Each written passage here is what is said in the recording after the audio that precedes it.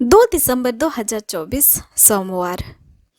पहला पाठ दानियल का ग्रंथ अध्याय 7 पद संख्या 15 से 27। मैं बहुत व्याकुल हो उठा और अपने मन के दृश्यों के कारण विस्मित हो गया।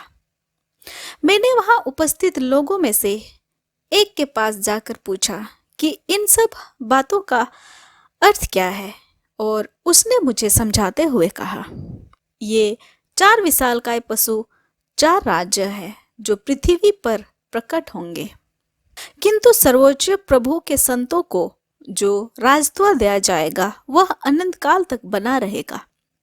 तब मैंने जानना चाहा कि उस चौथे पशु का अर्थ क्या है, जो सभी पहले पशुओं से भिन्न था, जो बहुत डरावना था, जो चबाता और खाता जाता था, और जो कुछ रह जाता उसे पैरों तले रौंदता था।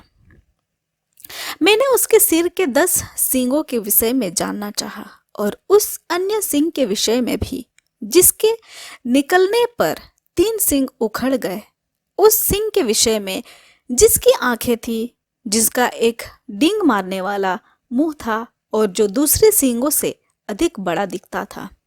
मैं देख ही रहा था कि वह सिंह संतों के युद्ध कर रहा था और वयोवृद्ध व्यक्ति के आने तक उन पर प्रबल हो रहा था। उसने सर्वोच्च प्रभु के संतों को न्याय दिलाया, और वह समय आया जब संतों ने राज्य पर अधिकार प्राप्त किया। उसने मुझे यह उत्तर दिया, चौथा पशु पृथ्वी पर प्रकट होने वाला चौथा राज्य है। वह अन्य सब राज्यों से भिन्न होगा। वह समस्त पृथ्वी को खा जाएगा और पैरों तले रौंद कर चूर चूर कर देगा। वे 10 सिंह इस राज्य के 10 राजा हैं। उसके बाद एक ऐसा राजा का उदय होगा जो पहले के राजाओं से भिन्न होगा और 3 राजाओं को परास्त कर देगा। वह सर्वोच्च प्रभु के विरुद्ध बोलेगा, सर्वोच्च प्रभु के संतों पर अत्याचार करेगा और पर्वों और प्रथाओं में परिवर्तन लाने की योजना तैयार करेगा। संत 3.5 वर्ष तक उसके हाथ में दिए जाएंगे। उसके बाद न्याय की कार्यवाही प्रारंभ होगी।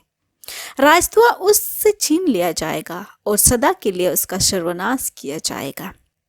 तब पृथ्वी भर से सब राज्यों का अधिकार, प्रभुत्व और वैभव सर्वोच्च प्रभु के संतों की प्रजा को प्रदान किया जाएगा। उसका राज्य सदा बना रहेगा और सभी राष्ट्र उसकी सेवा करेंगे और उसके अधीन रहेंगे। यह प्रभु की वाणी है। ईश्वर को धन्यवाद। संत लूकस के अनुसार आज का पवित्र सुसमाचार अध्याय 21 पद संख्या 34 से 36। सावधान रहो, कहीं ऐसा ना हो कि भोग विलास, नशे और इस संसार की चिंताओं से तुम्हारा मन कुंडित हो जाए और वह दिन फंदे की तरह अचानक तुम पर आ गिरे, क्योंकि वह दिन समस्त पृथ्वी के सभी निवासियों पर आ पड़ेगा। इसलिए जागते रहो और सब समय प्रार्थना करते रहो, जिससे तुम इन सब आने वाले संकटों से बचने और भरोसे के साथ मानव पुत्र के सामने खड़े होने योग्य बन जाओ।